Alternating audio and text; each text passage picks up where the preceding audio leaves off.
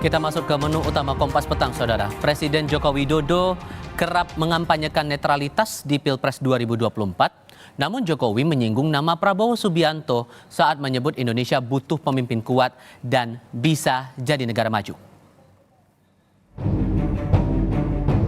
Jangan sampai memihak.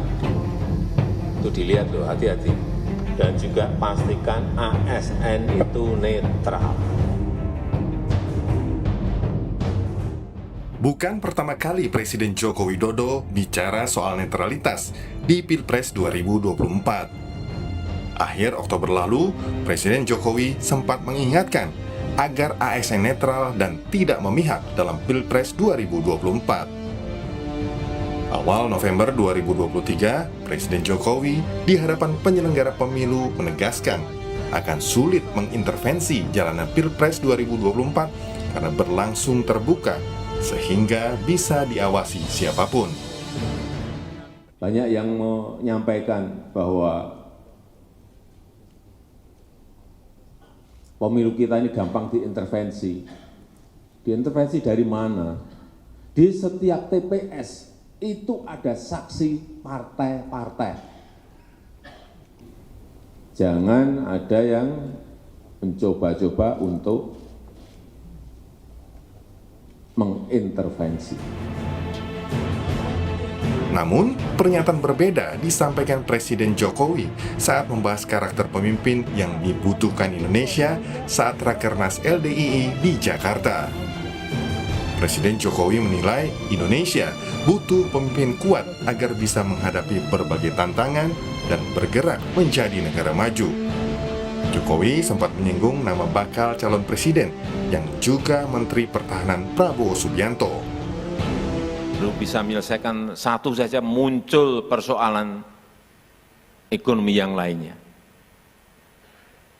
Sehingga sekali lagi dibutuhkan kepemimpinan yang kuat.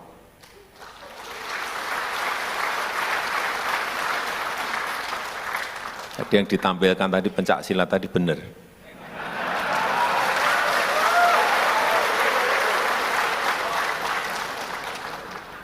Karena ketuanya Pak Prabowo.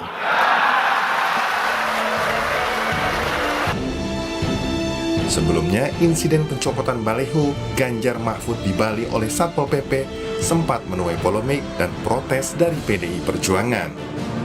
Netralitas Presiden Jokowi diuji setelah putusan MK meloloskan putra sulungnya Gibran Rakabuming Raka maju sebagai bakal calon wakil presiden di Pilpres 2024. Tim Liputan, Kompas TV.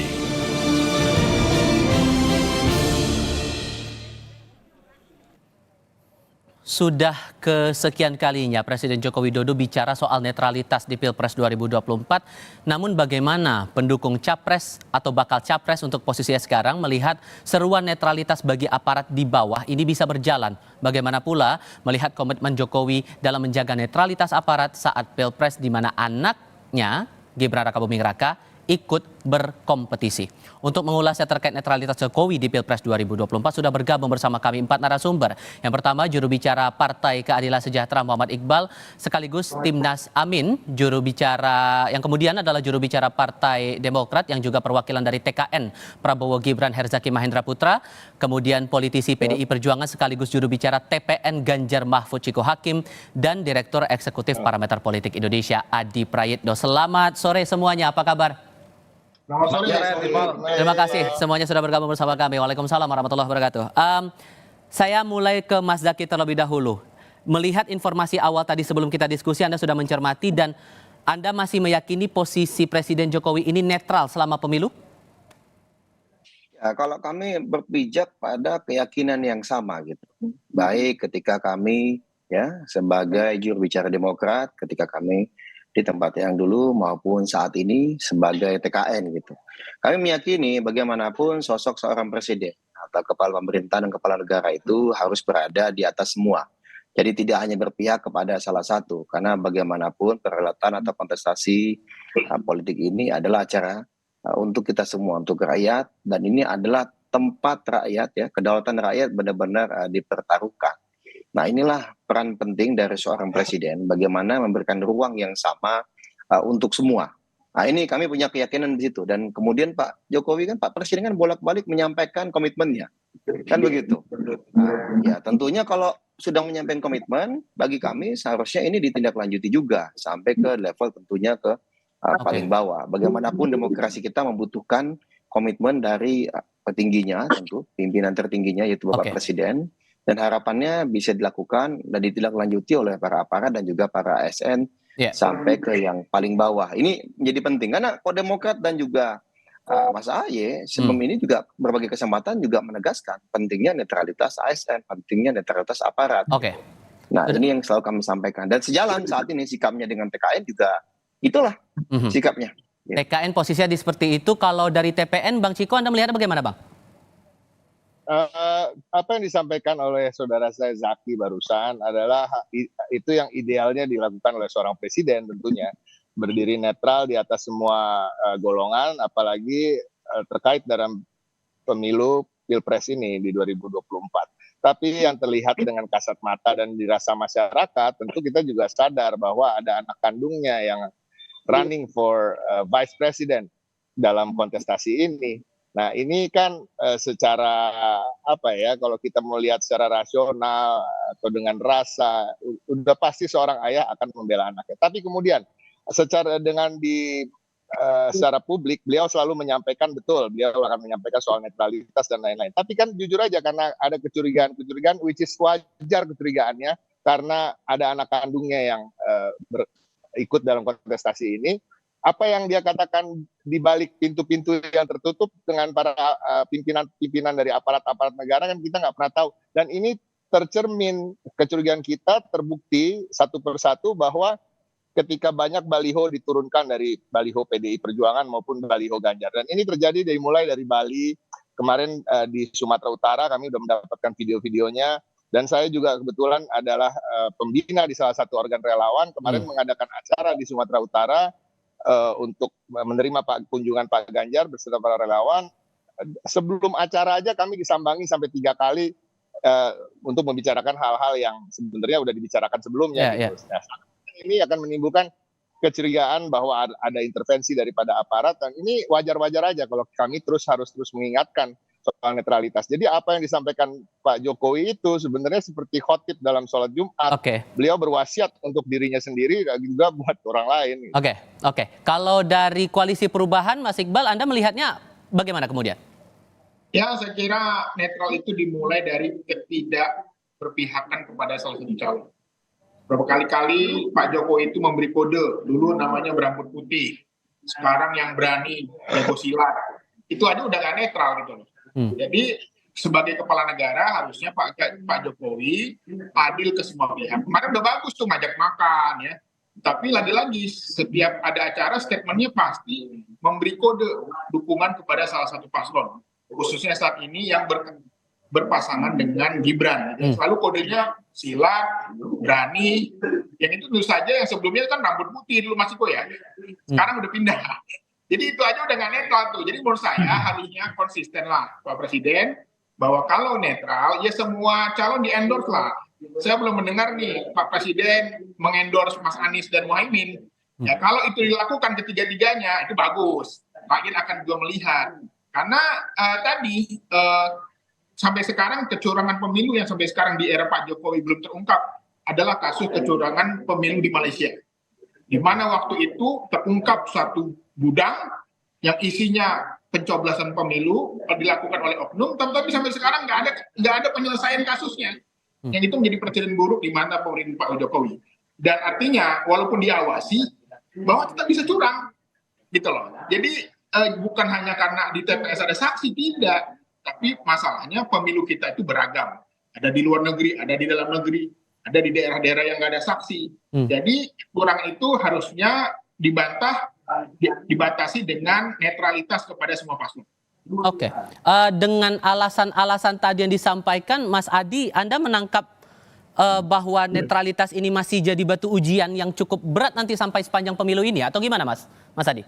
Ya, saya kira memang tidak bisa dibantah bahwa soal netralitas ASN, kemudian anggota TNI dan anggota kepolisian, kepala desa dan perangkat desa itu adalah sesuai dengan amanat Undang-Undang Pemilu nomor 7 2017, Mas. Jadi siapapun sebenarnya yang mau berkompetisi di Pilpres 2024 haram hukumnya melibatkan ASN, kemudian anggota TNI, kepolisian, dan perangkat-perangkat desa. Ingat, pejabat publik di negara ini bersumpah kepada Tuhan yang Maha Kuasa. Kalaupun toh manusia tidak ditakuti, ya setidaknya takutlah kepada Tuhan. Karena nanti akan dihisap itu, yang disebut dengan kesalahan-kesalahan dan janji politiknya. Jadi bagi saya siapapun yang punya akses untuk mobilisasi ini memang tidak boleh ya cawe-cawe menggunakan tangan-tangan kekuasaan, itu satu. Yang kedua, kenapa netralitas soal ASN dan aparatur sipil negara ini selalu dibicarakan? Biasanya setiap pemilu dan pilkada selalu muncul, terutama ditujukan kepada pihak-pihak yang punya akses. Siapa yang punya akses? Tentu kekuasaan. Siapa yang punya akses? Tentu penguasa. Kalau orang seperti Bang Iqbal ataupun teman-teman PDIP, sekarang ya akses terhadap kekuasaan diamputasi, mereka tidak bisa mendirect dan menjangkau langsung ya kekuatan-kekuatan politik yang bisa digerakkan. Dan yang ketiga, kalau mau jujur, kita kan tidak bisa menutup mata tentang begitu banyak resistensi dan protes-protes publik, terutama dari kalangan pro demokrasi dan gerakan civil society. Satu persatu kan mulai muncul. Ada indikasi dan dugaan-dugaan keterlibatan aparat pemerintah yang misalnya pasang baliho untuk kepentingan partai dan kelompok tertentu. Ini secara terbuka dan protesnya sudah dilakukan. Dan pada saat yang bersamaan misalnya ada baliho, ada billboard, salah satu pasangan tertentu yang ditertibkan, tapi pasangan yang lain tidak ditertibkan. Dan itu bentuk ketidaknetralan yang sudah terlihat menurut Anda, Mas Adi? Oh iya, jelas ada tebang pilih. Kalau mau ditertibkan semua baliho atas nama keindahan, ya semua harus ditertibkan. Bukan hanya paslonnya PDIP, bukan hanya paslonnya PKS, bukan hanya paslonnya teman-teman Demokrat ya, Pak Prabowo Subianto dan Gibran, semuanya tertibkan. Cuman kan problemnya sampai saat ini kalau ada yang tertibkan, satu yang lainnya diamankan. Ini yang sebenarnya menimbulkan kecurigaan-kecurigaan. Ada upaya-upaya untuk tebang pilih atas nama tentu netralitas aparatur sipil pemerintah. Ini yang saya kira memang menjadi hal yang perlu kita seriusi bersama. Karena bagi saya sih tidak terlampau penting siapa yang jadi presiden di 2024. Kepentingan kita ini sebagai peneliti adalah supaya proses-proses politik dan demokrasi di Indonesia itu berjalan ajak, berjalan kompetitif dan jujur dan adil tentu saja. Karena pemilu itu bukan ritual 5 tahunan. Pemilu itu bukan hanya soal siapa ganti siapa, tapi menyangkut bagaimana mekanisme dan prosedur dalam sistem pemilihan itu juga harus dilihat. Ingat, gerakan civil society akan mengingat ini sepanjang hidup kita. Ada sebuah proses di mana tangan-tangan kekuasaan misalnya coba untuk membantu dan memenangkan salah satu paslon tertentu. Dua koalisi ini berpendapat bahwa ada ketidaknetralan nih, Mas Zaky. Bahkan kalau saya kutip pernyataan dari pihak TPN, Todung Mulya Lubis menyampaikan bahwa ada abuse of power dan polisi disebut terlibat memasang poster Prabowo Gibran. Ini meresponnya gimana, Mas Zaky? Ya, pertama begini Mas, yang setahu saya Bang Ciko dan teman-teman ini kan masih bagian dari pemerintahan ya, kan masih banyak menteri di kabinet gitu. Jadi bingung juga kalau ada abuse of power ini, yang abuse kan di pemerintahan ya kan, sedangkan kami misalnya Demokrat kan tidak di pemerintahan gitu ya. Nah ini kan mesti hati-hati juga nih, abuse of power yang mana nih kalau bicara, jangan sampai teman tuduh teman kan begitu, nggak enak juga nih nanti ceritanya kan, itu satu hal. Yang kedua, jangan juga lah kemudian habis manis sepah dibuang gitu. Teman-teman TNI Polri kan berupaya semaksimal mungkin misalnya menjaga stabilitas, menjaga keamanan ya kan, bagaimana agar tidak ada pecah konflik atau hal-hal yang negatif terjadi di tengah-tengah masyarakat gitu. Tetapi begitu ada ketidakpuasan pribadi misalnya ya kan, ada ketidakcocokan atau pertentangan antar elit, malah kemudian TNI dan Polri ini malah dibawa-bawa ke dalam pusaran. Jadi janganlah kemudian pada saat dibutuhkan dicari-cari, tapi kemudian pada saat ternyata tidak bisa, mohon maaf gitu, digunakan atau dimanfaatkan ya kan, lalu malah dijadikan kambing hitam. Nah ini kami nggak mau, tapi kami punya komitmen ya, kami di Demokrat, kami di TKN selaras ini kita punya komitmen. Pak Prabowo ada namanya Asta Cita, bagaimana kita memperkokoh demokrasi ya, di poin pertamanya. Nah kita jaga betul lah sama-sama ya. Misalnya ada kecurigaan, iya wajar, malah bagus. Kalau ada kecurigaan ini kan berarti kita sama-sama alert, sama-sama jaga, saling pantau satu sama lain. Inilah demokrasi kita. Jangan pernah takut untuk menyampaikan jika dirasa ada hal yang kurang pas. Tapi ya tadi, lagi-lagi kita cermati betul, ya kita laporkan. Contoh saya sampaikan satu kasus ya, kasus saya contoh. Singkat saja. Yang menimpa misalnya Melki, Ketua BEM UI kan begitu, katanya ada intimidasi. Lalu dia langsung balik ke Pontianak. Kebetulan kan dapil saya ya, daerah saya, kampung saya juga, satu kampung saya dengan LK. Di sana kemudian Kapoldanya sangat kooperatif, menyampaikan, membuka penyidikan langsung, dan bahkan memberikan akses gitu. Oke. Nah harapannya kan tentu dari sikap seperti ini, ya kan, jadi terang nih. Baik. Dan misalnya, mohon maaf, ada yang bertindak di luar jalur komando. Misalnya ada yang pimpinan lembaganya polisi misalnya, tetapi bukan kepalanya polisi. Baik. Melalui jaring-jaring di bawah, langsung ke bawah, memanfaatkan untuk kepentingan pihak tertentu, ya setidaknya bisa teredam nih oleh struktur seperti ini. Nah ini bagus ini. Jadi semua hal, Bang Ciko, Mas Iqbal dan Bang Mas Adi? Adi Pray, ayo kita buka. Kalau ada apa-apa kita buka, kita lontarkan ke publik, kita laporkan ke pihak yang berwajib juga. Gitu. Saya ke Mas Iqbal kalau begitu sekarang. Gitu. Dari pengalaman koalisi perubahan dari timnya Amin, apakah juga mengalami hal yang sama? Pernah diturunkan, dicopot balihonya di beberapa titik atau ada indikasi ketidaknetralan lain yang dirasakan? Ya, saya kira kalau kita lebih mengamati tentang apa yang terjadi dalam proses-proses pemilu sampai pendaftaran, PKPU-nya belum ada, pendaftarannya sudah diterima. Padahal aturannya belum ada. Itu salah satu bentuk bagaimana ketidaknetralan itu terjadi pada lembaga hukum kita. Dan ini juga kita lihat dalam konteks pemilu, di mana kita melihat Anies dari awal sudah dijegal, diperiksa KPK, tapi sampai sekarang nggak ada kabarnya tuh. Ya hanya diperiksa doang gitu sampai malam, dari pagi sampai malam gitu ya. Jadi ini menunjukkan bahwa ada upaya-upaya, ada invisible hand, ada tangan-tangan yang tidak kelihatan yang sedang bekerja. Dan ini tentu saja menjadi salah satu ancaman bagi demokrasi kita. Dalam berbagai survei, kualitas demokrasi kita paling buruk saat ini, terus menurun. Apalagi ditambah dengan majunya Gibran pada pemilihan kali ini dengan sentuhan MK. Jadi menurut saya, kita harus membuka mata kembali bahwa kualitas demokrasi kita memang sedang menurun kok. Dan itu terjadi di pemerintahan Pak Jokowi. Demikian. Oke, lalu dengan sudah dirasakan ketidaknetralan aparatur negara dari tim TPN sendiri, maka langkah apa yang bakal ditempuh kemudian? Tapi nanti jawabannya kita akan diskusikan di segmen berikutnya ya Bang Ciko. Untuk para narasumber tetap bersama kami, untuk Anda saudara pastikan tetap di Kompas TV. Diskusi Kompas Petang masih berlanjut dengan 4 narasumber, masih bicara soal netralitas sepanjang pemilu atau rangkaian pemilihan presiden 2024. Saya ke Bang Ciko. Bang Ciko, dari pertanyaan saya tadi dengan beberapa catatan dari teman-teman TPN soal netralitas ini, maka apa langkah berikutnya yang bakal ditempuh oleh TPN? Yang pasti TPN akan terus menyuarakan dengan mengkritisi melalui media formal maupun sosial media. Bang Ciko? Ya. Mohon maaf, kurang terdengar jelas suaranya. Oke. Yang pasti kami akan menyuarakan ini terus tanpa henti di media-media formal maupun di sosial media, dan ingin mengingatkan kepada penguasa bahwa netralitas ini harus jalan terus. Menyambung kata Mas Zaki tadi bahwa PDI Perjuangan masih berada dalam pemerintahan, betul, tapi apa yang benar harus kita bilang benar, apa yang salah harus kita bilang salah. Nah ini yang harus kita biasakan dalam demokrasi kita, walaupun itu adalah teman sekoalisi pemerintahan sekarang. Nah, yang kedua pastinya kami akan melapor pada pihak yang berwajib dengan segala resikonya, bahwa pihak yang berwajib itu juga yang ditenggarai adalah orang-orang yang tidak netral itu. Tapi ya sudahlah, tapi ini adalah negara hukum, negara demokrasi, ya kita harus hormati itu juga. Jadi kita akan tetap melakukan jalur formal untuk memprotes hal-hal tersebut.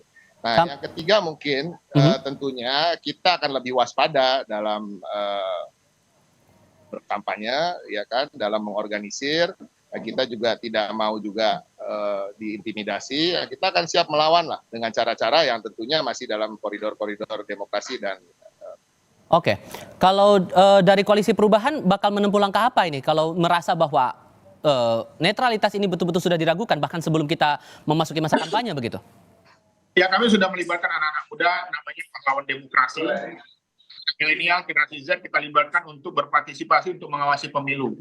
Mereka akan concern di TPS masing-masing dengan kameranya, dan itu saja menjadi salah satu peran penting generasi muda untuk senantiasa menjaga kualitas demokrasi kita agar tetap baik. Karena pemilu kali ini adalah pemilu yang sangat resisten, karena salah satu kandidatnya ada yang terkait hubungan keluarga dengan presiden yang berkuasa. Ini tentu saja memberi sebuah efek yang negatif bagi demokrasi kita. Dan ini tidak terjadi pada pemilu-pemilu sebelumnya dan sejarah-sejarah presiden sebelumnya. Untuk itu saya kira ini kategorinya pemilu yang berisiko, kira-kira begitu. High risk election gitu ya. Sehingga memang perlu diawasi masyarakat, sipil, LSM, pemuda.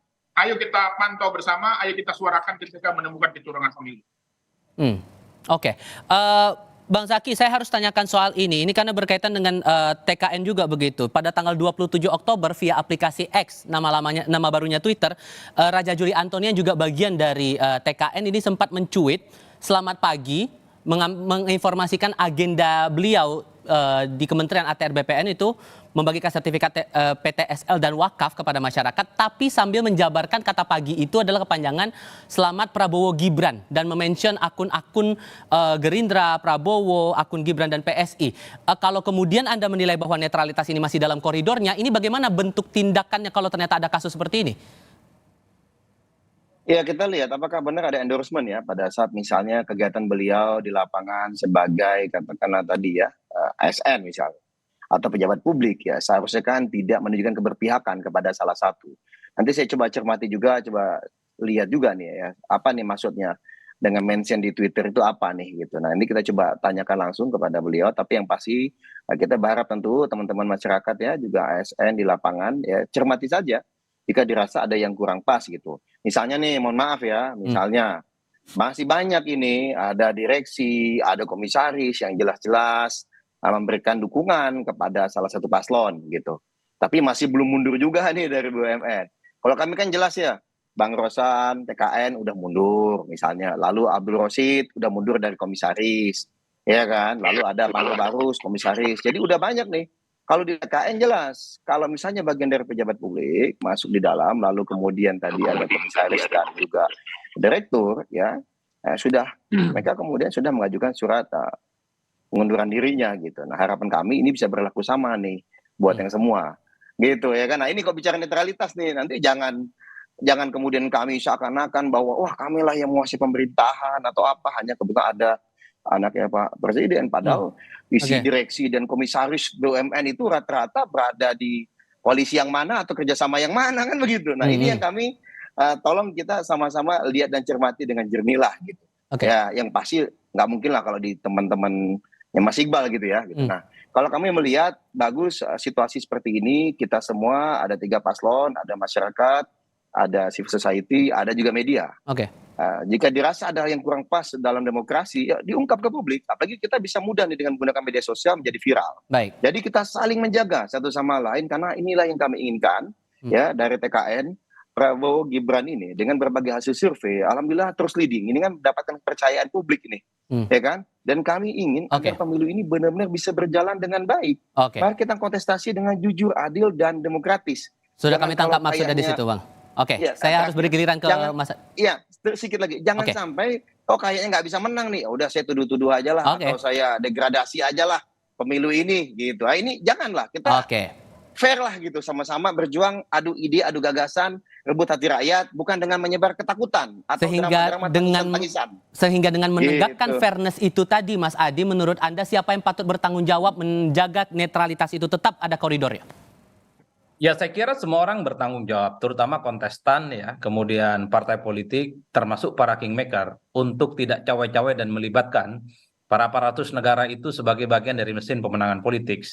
Karena satu, kualitas demokrasi itu sangat ditentukan sejauh mana dasar-dasar hukum pemilu, dasar-dasar hukum politik itu dijunjung di atas segala-galanya, Mas. Jelas kok dalam Undang-Undang Pemilu nomor 7 2017 itu bahwa penyelenggara tim sukses kampanye haram hukumnya melibatkan ASN, kepala desa, kemudian anggota TNI dan kepolisian. Dalam konteks itu, siapapun yang punya kemewahan untuk mengakses itu semua mestinya tidak digunakan. Ini yang saya kira memang semacam imbauan moral kepada siapapun sebenarnya. Meski pada saat yang bersamaan kita tidak bisa menutup mata. Indikasi-indikasi untuk tidak netral para aparatus negara itu masih muncul di mana-mana. Sehingga begitu banyak resistensi, perlawanan, dan imbauan yang muncul dari kalangan kelompok civil society dan aktivis-aktivis politik. Bahwa indikasinya ini nyata, Mas.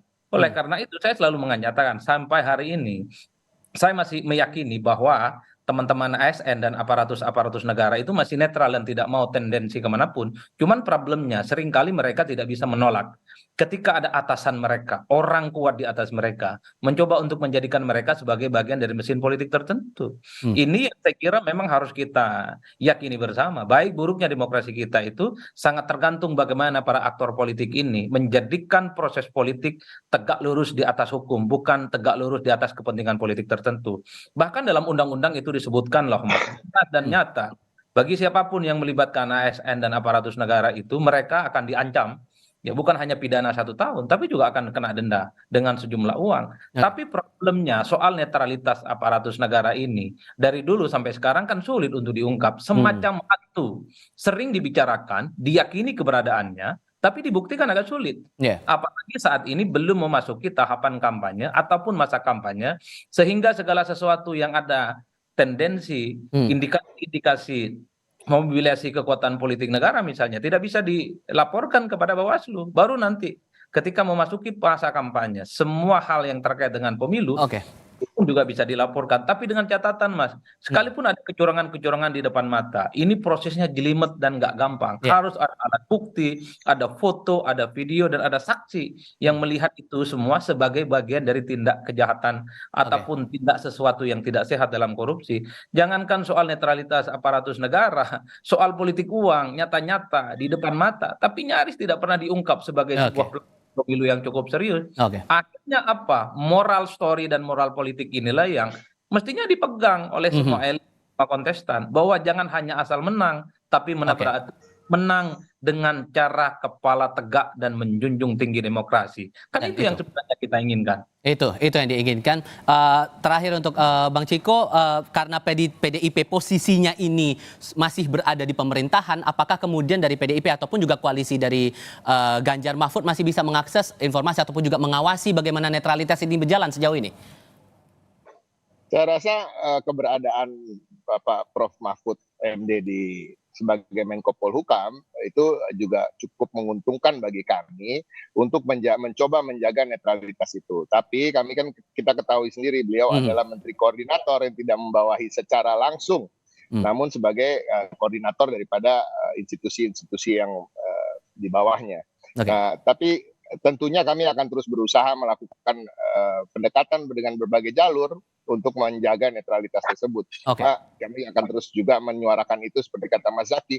Kalau ada penyelewengan dalam kekuasaan atau aparat yang tidak netral, ya kami akan terus suarakan.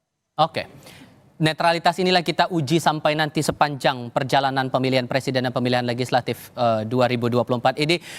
Bang Zaki terima kasih, Mas Iqbal terima kasih, Bang Ciko terima kasih, Mas Adi juga terima kasih sudah berdiskusi bersama kami semuanya. Selamat sore, assalamualaikum.